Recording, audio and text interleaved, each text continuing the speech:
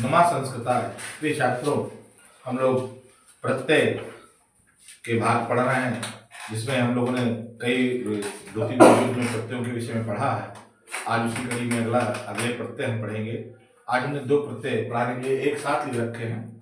देखिए, सरल प्रत्यय हैं, बहुत कठिन नहीं प्रत्यय हैं, और छोटा सा इसमें जानकारी, छोटी सी जानकारी के बाद आप समझ जाएंगे इसमें कैसे प्रत्यय हमको बनाने हैं। और रोज हम बताते हैं कि प्रत्यय धातुओं के अंत में जोड़े जाते हैं, अर्थात जब धातु खत्म होती है तो उसके बाद में प्रत्यय लगाया जाता है, उसमें ऐड किया जाता है, जोड़ा जाता है या प्लस किया जाता है। तो उस कड़ी में देखिए 2 प्रत्यय हैं, पहला है आनियन प्रत्यय और दूसरा तव्यत प्रत्यय। दोनों का अर्थ चाहिए या योग्यता के अर्थ में होता है।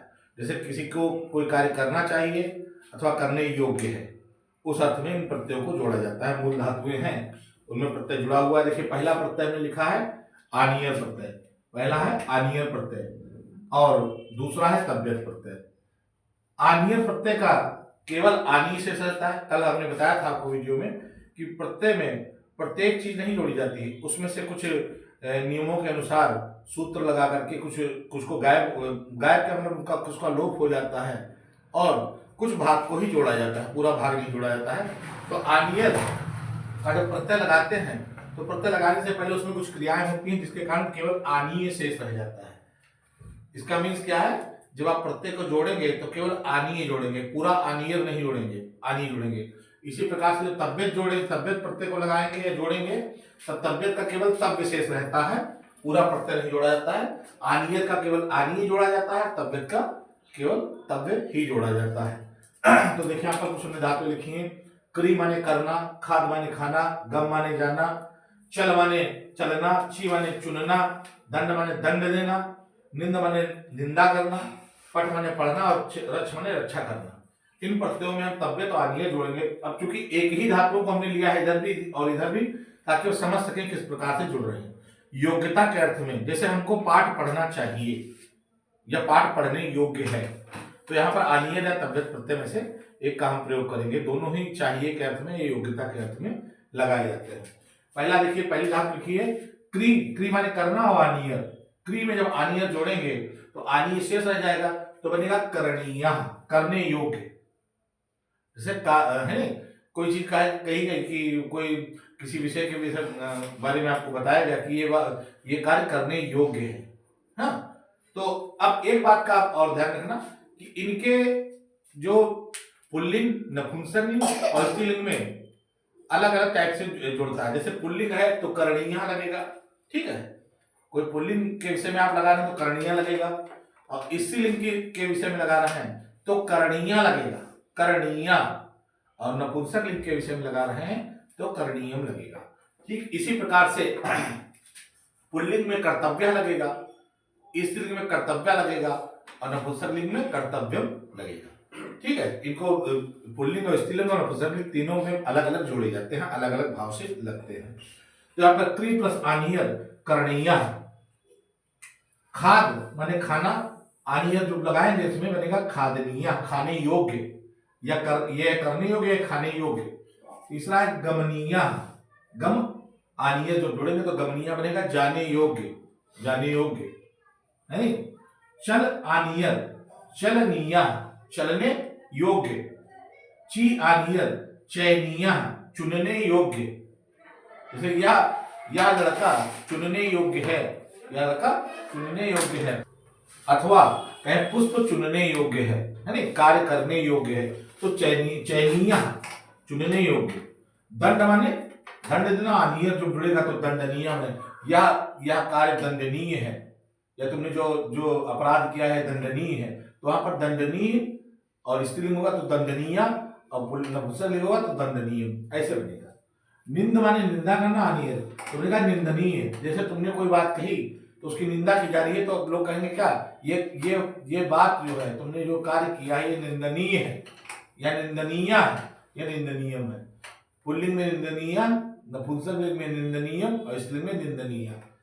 पठनीय, जैसे पठनीय बनेगा, पठनीय पठनीय। इसका मतलब क्या है, पाठ पढ़ने योग्य है, पाठ पढ़ने योग्य है तो वहां पर पठनीय बनेगा। पुस्तक पढ़ने योग्य है या लेख पढ़ने योग्य है, निबंध पढ़ने योग्य है। या तुम जो आर्टिकल छपा है कोई, उसके लिए कहेंगे पढ़ने योग्य है, पुस्तक पढ़ने योग्य। तो वहां पर पठनीय, पठनीयम और पठनीय तीनों का प्रयोग होगा, लेकिन भाव के अनुसार जैसा जैसा वहां पर पुरुष होगा।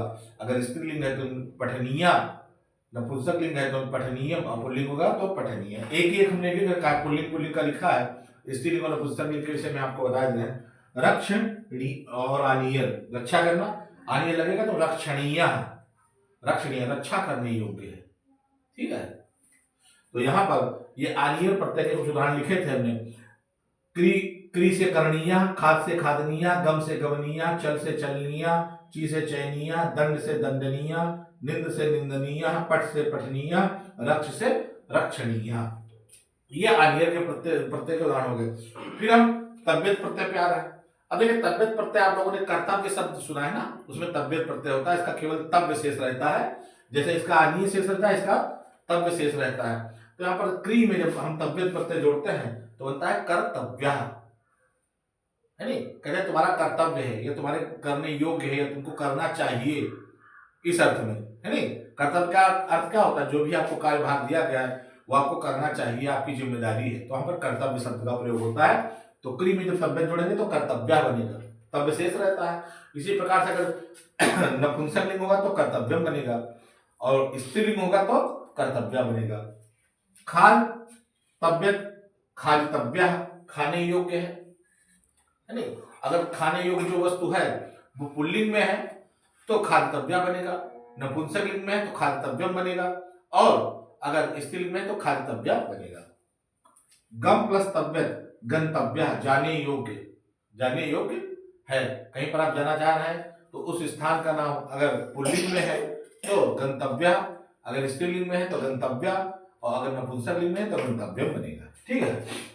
और चल धन तबियत तो चलितव्य, चलने योग्य। ची माने चुनना, तबियत माने जो प्रत्यय है तो चेतव्य, चुनने योग्य। दंड, यहाँ पर दंड देखिए लिखा, दंड प्लस तबियत तो दंडितव्य, दंड देने योग्य, ये दंड देना चाहिए जरूर के अर्थ में कि ये कार्य जो तुमने किया है ये दंड देने के योग्य है, यह दंड देना ही चाहिए।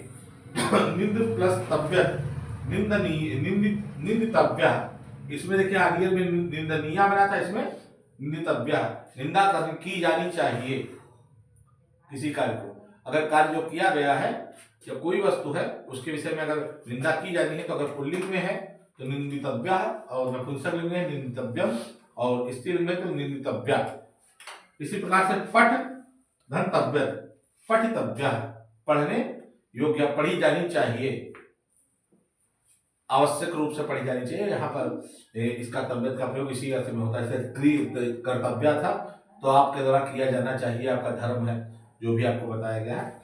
फिर इसी प्रकार से पढ़ितव्य, रक्षतव्य, रक्षा करने योग्य, रक्षा की जानी चाहिए। तो ये तव्य तो आगे प्रत्यय चाहिए और योग्यता के अर्थ में, हाँ, रक्षितव्य के अर्थ में इसका प्रयोग हुआ है। रक्षित और तव्यत, रक्षितव्य।